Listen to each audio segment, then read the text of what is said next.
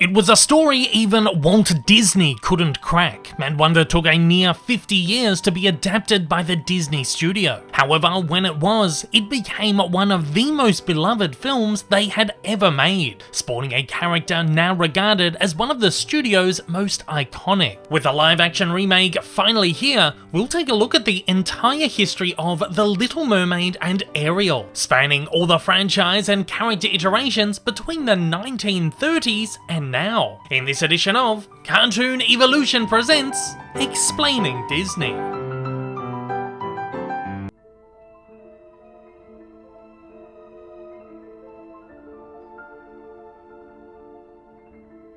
The tale told of a young sea woman longing for a human soul, immortality, and the love of a human prince. The mermaid seeks the help of a sea witch who promises all she desires. In exchange, she must have her tongue sliced out, sacrificing her enchanting voice. She must be bound to a human body and face excruciating pain every time she walks, and she will only be granted a soul if the prince reciprocates her love. If not, she will instead be destined to die of a broken heart. When the Little Mermaid arrives on land, the prince is instantly infatuated with her. However, his love is instead destined for a princess from another kingdom, whom he vows to marry. On the eve of the royal wedding, the mermaid is presented with a second chance. She's given a knife and told to murder the prince in exchange for her life. Unable to take his soul, she refuses, and when the sun rises, the Little Mermaid passes away, her body dissolving into sea foam.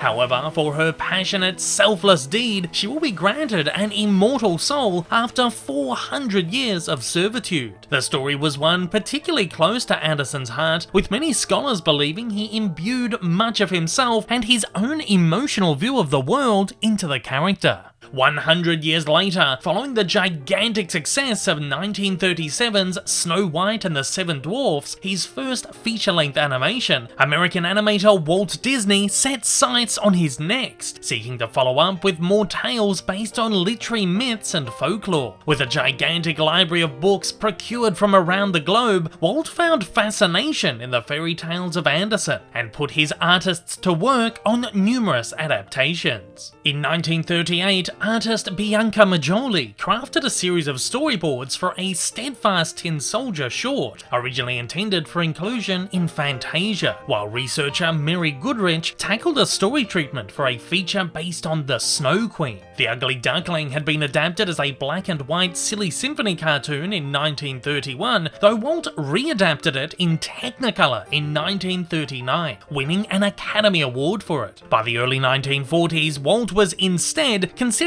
a package feature based on Andersen's works, which would bundle numerous short cartoon story adaptations alongside live-action biographical segments. Proposed to be the Disney Studio's first launch into live-action, Walt sought to collaborate with his good friend Samuel Goldwyn, a Polish-born powerhouse Hollywood producer, finding that he had also been interested in adapting Andersen's works for some time. The fortuitous partnership was announced by The Hollywood Reporter in mid-1941. Walt would handle animation and Goldwyn live action. Together they would oversee the film by workshopping and approving story treatments. For his animated segments, Walt planned to repurpose the work done on Tin Soldier and the Snow Queen, and sparked work on various other adaptations including, but not limited to, Thumbelina, The Little Match Girl, and The Little Mermaid. To bring The Little Mermaid to life, Walt tasked the newly hired Dutch artist Kai Nielsen with story duties. Nielsen had provided illustrations for several collectible children's books between the 1910s and 1930s, including one famously compiling Andersen's greatest fairy tales, so naturally he had a passion for the subject. For Mermaid, Nielsen produced a series of gorgeous watercolor and charcoal storyboards. Throwing a lot of himself into the work, he wrote to a friend, "I have done too much or worked too hard on The Little Mermaid. I hope this will be good." Mermaids had been a staple of American animation from the dawn of the medium, appearing in cartoons from Fleischer, Columbia, and Warner Brothers Cartoon Studio. Disney, clearly a fan of the iconography, also featured them in numerous cartoons. However, in the confines of a short feature, Walt struggled to adapt The Little Mermaid and most of Andersen's more elaborate works. Story meetings reveal tense writers' room workshops, and Nielsen left Disney in early 1941. Struggling with Mermaid in particular, Walt told artists, "We don't need to do Andersen literally, we just need to adapt this and make it work for our medium." Unfortunately, Walt couldn't, with he and Goldwyn unable to agree on story treatments for the film, and with the Disney studio soon sidetracked by specialty shorts for the government during World War II, the project was ultimately shelved by 1942. Walt did, however, contract with Goldwyn for 1946's Song of the South, another hybrid feature which shared a similar structure, utilizing Joel Chandler Harris's adapted stories of Uncle Remus and Brer Rabbit. This would instead be Disney's first major leap into theatrical live action, borrowing Goldwyn's sound stages and cinematographer Greg Toland.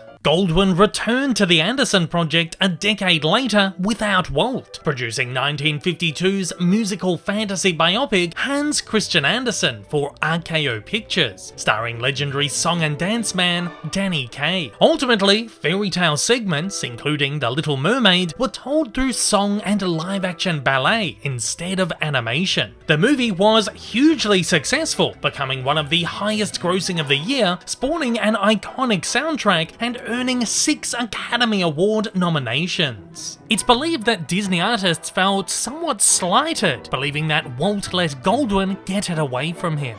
Walt, however, never lost fascination for the subject, with mermaids appearing in 1953's animated feature Peter Pan and the 1942 Goofy short How to Swim. Walt's Disneyland Park also became home to real-life mermaids between the late 50s and 60s, sporadically appearing in the lagoon of the Submarine Voyage attraction during the summer. They could often be seen swimming around, performing synchronized routines, waving to guests through the vehicle portholes, singing gorgeous hymns, or sunbathing on rocks. As Walt Disney passed away in 1966, he never did get to adapt The Little Mermaid, though interestingly, that very year, Rankin and Bass released The Daydreamer, essentially utilizing the same format that Walt and Goldwyn had devised. The stop-motion film told the story of a young Andersen, featuring segments based on his stories presented as dream sequences, one of which was, of course, The Little Mermaid.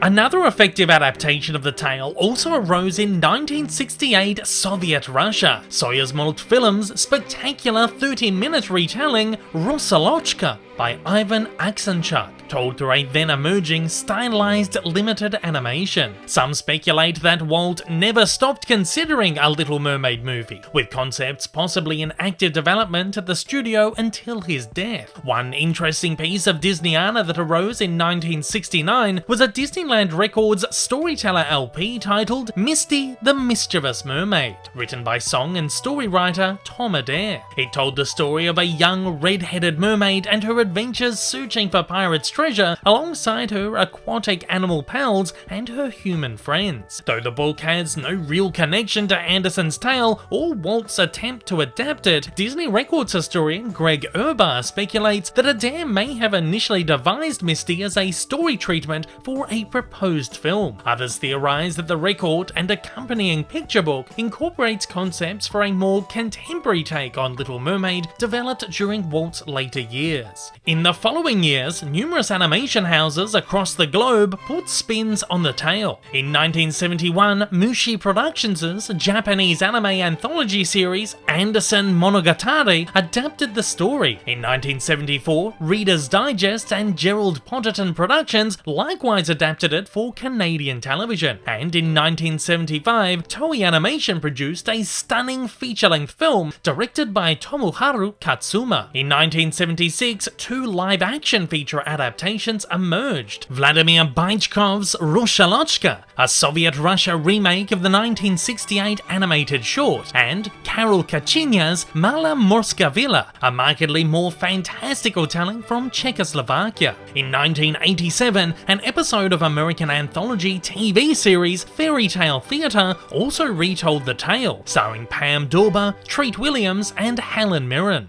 It was around then, in fact, that the idea was revisited at Disney. Following a period of artistic and creative bankruptcy, in the middle 80s, the company found itself in new hands, as a team of Hollywood elites took the wheel to sail the studio in more fruitful directions. Former president of Paramount Pictures, Michael Eisner, was Disney's new CEO, and Paramount's former president of production, Jeffrey Katzenberg, was put at the head of the motion picture division, predominantly tasked to lead an upheaval of their animated feature output. Amongst the first projects he oversaw were 1985's The Black Cauldron, 1986's The Great Mouse Detective, and 1988's Who Framed Roger Rabbit and Oliver and Company. At Disney, Eisner and Katzenberg introduced a practice that they used for live-action productions at Paramount called gong shows. Animators were each tasked to develop 5 story ideas which they could pitch within 1 minute. Ron Clements, a director on Mouse Detective, found inspiration in the pages of a fairy tale collection at a bookstore, becoming captivated by Andersen's Little Mermaid. Clements wondered why Walt had never adapted such a gorgeous tale, unaware of his struggles 4 decades earlier.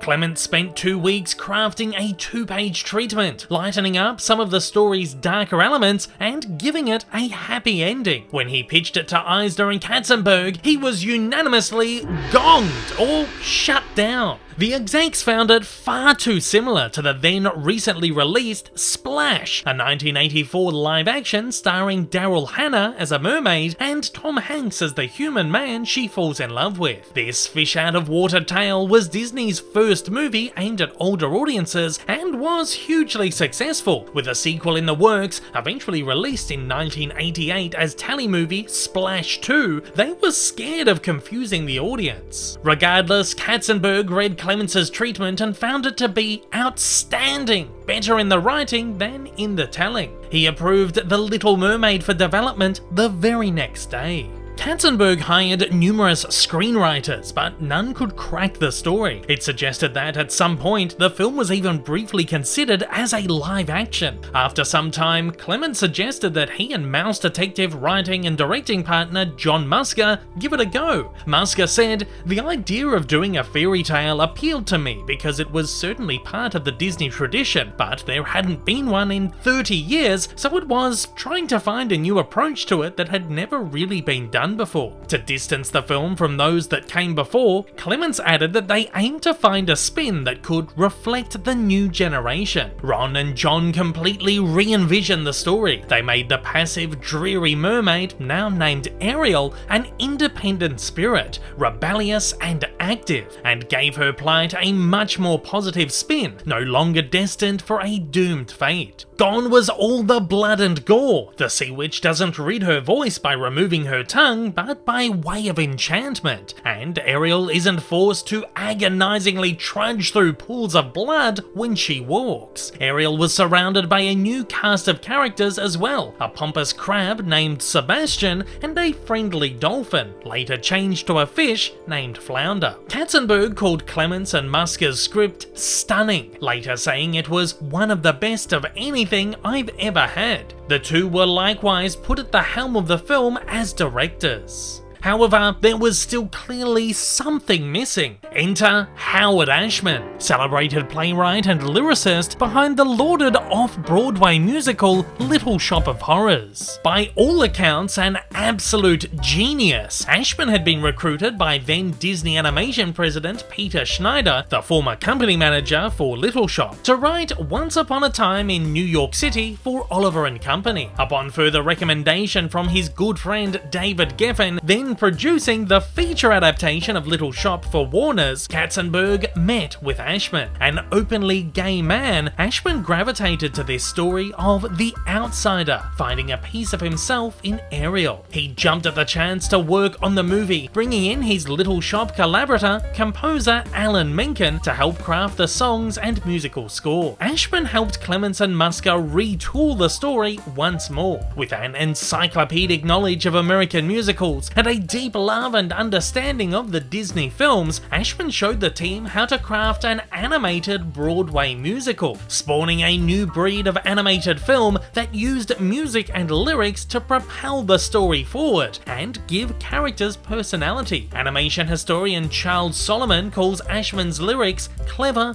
charming, and witty, noting that he helped to give Ariel's story and the movie a pathos, gravitas, and sincerity. Ashman became so involved that he took on the role of co-producer, sat in on story meetings and early screenings, helped reshape the screenplay, and delivered lectures to the animators. Musker said his involvement was a watershed and a turning point. Working with Howard made us feel as if this was something special. Story artist Brenda Chapman also noted Howard's sense of storytelling was the shot in the arm Disney needed at the time. What he did revitalized the whole industry. Amongst Ashman's ideas were turning the sea witch into a large, boisterous squid inspired by cult drag performer Divine, and the pompous crab into an eccentric Rastafarian, opening comedic relief in the script and creative possibilities within the music, allowing Menken to craft several calypso and reggae tunes, one of which, Under the Sea, would go on to win an Oscar. Menken called Ashman's ability to make stylistic marriages his greatest gift. All in all, Ashman, Menken, Clements, and Musker created a contemporary take on the story with a sprinkle of comedy and a fistful of pizzazz. Partway through production, filmmakers discovered the story meeting transcripts and treatments for Walt's original Little Mermaid in the Disney archives. They eerily found that many of his story beats and narrative changes aligned with their own, with Clements noting, "It was if Walt was looking over our shoulders. It seemed like a lot of the things that he was thinking, we were thinking too." Likewise, Kai Nielsen's unearthed storyboards provided great inspiration for artists, who used them to help build the film's visual style. Nielsen's work was so influential, he would ultimately get a posthumous credit for visual development. Animators and character designers Glenn Keane and Mark Henn designed Ariel after actress Alyssa Milano, then on popular series Who's the Boss, while actress Sherry Stoner provided live-action reference. Bright red hair was chosen to distinguish her from the platinum blonde Madison in Splash. It's unknown if Misty had any influence. The pair also weren't afraid to draw described ugly frames, which helped Ariel become less idealized and more realistic. Keane noted, "It felt like a princess suddenly became a real girl. Ariel became the princess of the common man. Viewers could be her." To voice her, Disney cast newcomer Jodie Benson, the star of Ashman's ill-fated Broadway musical Smile. With Benson having no film experience, her performance lent a sense of honesty to the character and to the film as a true Broadway musical. To make the film look visually contemporary, animators shifted the location of the story from frosty Denmark to the sunny Mediterranean, introduced modern camera moves, lighting and editing, and even experimented with computer animated elements. It would be the very last film from Disney's main animation division to use traditional ink and cells. Upon release, The Little Mermaid was a gigantic success, earning universal praise from critics and audiences and hailed as one of the most important animated films of all time. It became an instant classic, spawning a gigantic marketing campaign never before seen for an animated movie. Not only did Mermaid smash box office records and earn 2 Academy Awards with 1 further nomination, but it saved Disney Animation and heralded the studio's Renaissance era, which saw huge artistic, critical, and commercial growth, helping them become the entertainment empire they are today.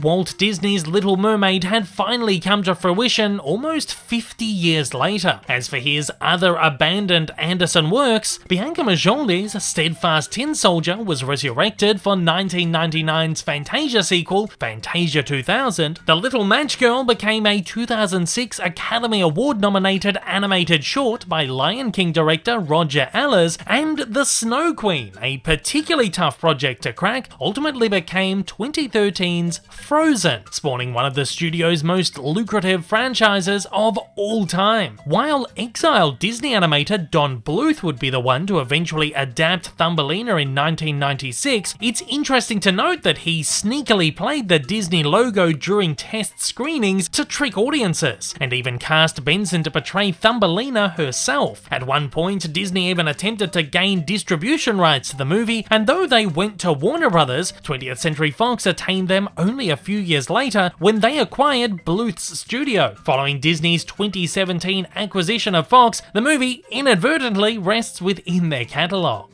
Riding on their wave of success, Disney began production on The Little Mermaid's Island, a live-action series featuring Ariel, portrayed by Marietta de Prima, alongside puppets from Jim Henson's Creature Shop. With only 2 episodes filmed, Henson untimely passed away, leading to production difficulties, resulting in the series being shelved before it could even air. Disney instead dove into a more ambitious project, The Little Mermaid the Series, a fully animated prequel series which followed the adventures of Ariel and her pals under the sea prior to the events of the movie. The series premiered in 1992, joining a long line of Disney Saturday morning cartoons. Despite other series starring iconic characters from Disney movies, The Little Mermaid was the first to directly spin out and extend the continuity of a major Disney animated film. One episode even saw her meeting explorer Hans Christian Andersen when he travels to the underwater realm on an expedition, this meta encounter supposedly inspiring him to write his story. The series also featured new songs, supervised by Robbie Merkin, an arranger and supervisor for Ashman and Menken on the movie. The series was very popular and further cemented The Little Mermaid into Disney's classic canon. Running for 31 episodes across 3 seasons until 1994, it paved the way for future spin-offs based on Disney Renaissance classics. Additionally, Sebastian featured in his very own cartoon, a 7-minute section within Disney's Marsupilami series, a spin-off of the earlier Raw Toonage, which also guest-starred Sebastian and once spoofed The Little Mermaid. Airing in 1993, the Sebastian cartoons featured the titular crab's adventures on land following the events of the movie. Sebastian also briefly cameoed in Disney's 1992 animated feature, Aladdin. Ariel herself cameoed in numerous Disney movies and TV series over the period, many of them incidental appearances. Ariel also featured as a regular guest star on House of Mouse between 2001 and 2003, where she appeared in the opening sequence, was often seen in the audience during episodes, and occasionally featured in a speaking role. Here she rotated between her 2 forms, often in the same episode. Ariel could also be seen in the spin-off movie Mickey's Magical Christmas, Snowed In at the House of Mouse. She appeared in a teaser trailer for Lilo and Stitch, part of a hilarious marketing campaign which saw Stitch crashing numerous Disney movies. It also didn't take long for knockoff versions of Mermaid to appear on the market. In 1991, Saban released Saban's Adventures of the Little Mermaid, a 26-episode Japanese anime series, and in 1993, Golden Films, infamous for releasing dozens of Disney ripoffs during the era, put out their own version of the tale. In 1995, Toei produced an anime adaptation as part of their World Fairy Tale Masterpiece series anthology, and in 1998, Australia's Burbank Animation Studios released a mockbuster feature with more than a passing similarity to the Disney version, even featuring a red-headed mermaid. The early 2000s, however, saw the official return of Ariel in 2 direct-to-video follow-ups. In 2000, Disney released The Little Mermaid 2: Return to the Sea, one of many DTV Disney sequels from the period. The film, set 12 years after the original, while featuring Ariel prominently, focused on Ariel and Prince Eric's daughter, Melody, a young princess who longs for the sea despite being forbidden, somewhat of a flip of the original's narrative. The movie returned Benson to the role of Ariel. As many of Disney's DTV sequels, Return to the Sea received a largely poor reception, with some even ranking it amongst the worst children's films ever made. made. Unlike many of these sequels, it does actually feature quite decent animation, produced with digital ink and paint. In 2008, Disney also released The Little Mermaid, Ariel's Beginning, this time a prequel set a few years prior to the original movie and series. Here, Ariel launches a crusade to bring music back to the kingdom after her father, King Triton, bans it. Ariel was once again front and center of the movie, with Benson again returning. Unlike Return to the Sea, Ariel's Beginning received a fairly decent reception and is considered one of the better Disney sequels. Again, animation was abnormally good for a DTV feature and even better than Return, almost matching the quality of a theatrically animated film. Despite this, as production coincided with the appointment of John Lasseter as Disney Animation's CCO, Ariel's Beginning would be the last Disney DTV sequel. Also in 2008, lauded Japanese anime house Studio Ghibli released Hayao Miyazaki's Ponyo, a feature film loosely based on Andersen's original story, putting a whole new beloved take on the tale. In 2007, following successful stage adaptations of Beauty and the Beast and The Lion King, head of Disney Theatrical Thomas Schumacher commissioned a Little Mermaid Broadway production, a beautiful circle of life moment for Ashman's masterwork. Menken joined ship to produce and write 10 new songs with lyricist Glenn Slater, a recent collaborator. The new tunes introduced 60s rock, 20s cabaret, and vaudeville sounds to the already eclectic soundtrack. Actress and ice skater Sierra Bogues originated the role of Ariel.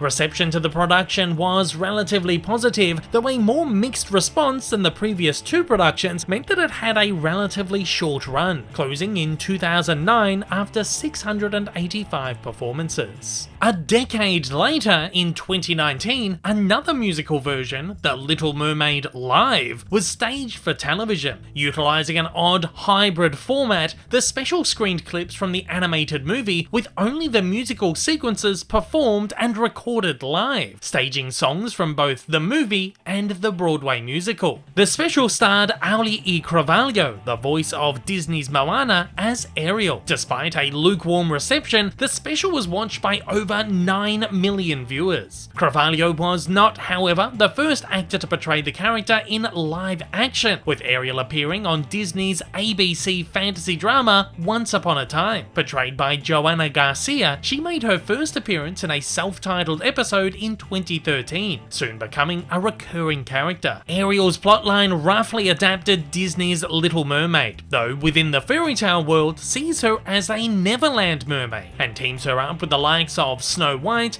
Belle, and Jasmine. She appeared in 7 episodes between season 3 and 7 in 2018. Also in 2013, Ariel made her first of 2 appearances in Disney Junior series Sophia the First. In the double-length special The Floating Palace, Ariel is summoned to assist Sophia with saving her mermaid friend Una from a potential danger. Ariel gives Sophia sage advice, and together they sing a brand new song. She also appeared in the 2018 special episode Forever Royal as a spirit guide, alongside other Disney princesses who had appeared throughout the series. Benson once again returned to voice her character. Ariel additionally appeared alongside her fellow Disney princesses in another 2018 release, Disney animation feature Ralph Breaks the Internet. Here, Ariel and the princesses appear as meet and greet cast members within the Oh My Disney website. While visiting the world, Vanellope runs into them backstage. Falling in love with Vanellope's casual attire, Cinderella asks her mice to make some for the princesses. As such, Ariel is seen in an incredibly casual get-up, including a purple t-shirt and green shorts. In the film's climactic finale, which sees a major attack launched on the internet, Ariel and the princesses return to save Ralph from a giant AI monster. 2018 also saw the release of a loose live-action adaptation of Andersen's Little Mermaid. The movie saw a very limited theatrical run before being sent to Netflix. Produced by Conglomerate Media, known for their low-budget takes on public domain stories, this incredibly poor movie is believed to have been made solely to capitalize on the ever-popular Disney franchise of live-action remakes. In 2023, Disney released an official live-action remake. As with most of these, The Little Mermaid substantially expands the story of the original, introducing new storylines, new characters, and new music, with several new songs penned by Menken and Moana lyricist Lin-Manuel Miranda. Here, Ariel is portrayed by the wonderful Halle Bailey, a casting which sparked backlash from certain sectors of the fandom, but which has otherwise been universally praised. Today, The Little Mermaid remains one of Disney's most iconic films, and Ariel one of the most beloved characters in the studio's lexicon. She remains heavily utilised in marketing and promotions, continues to make appearances in the occasional Disney production, and has an enormous presence at Disney parks, where she appears in parades, as a meet-and-greet character, and in numerous attractions based around her movie. Most notably, Ariel's undersea adventure at Disney California Adventure and Walt Disney World's Magic Kingdom. Thanks to the latest movie, she'll continue to be loved and live on in the eyes of whole new audiences, continuing as one of the most iconic characters in Disney history and in all of literature. And at that, I want to know your favourite Little Mermaid adaptation or appearance. As always, join the conversation down below.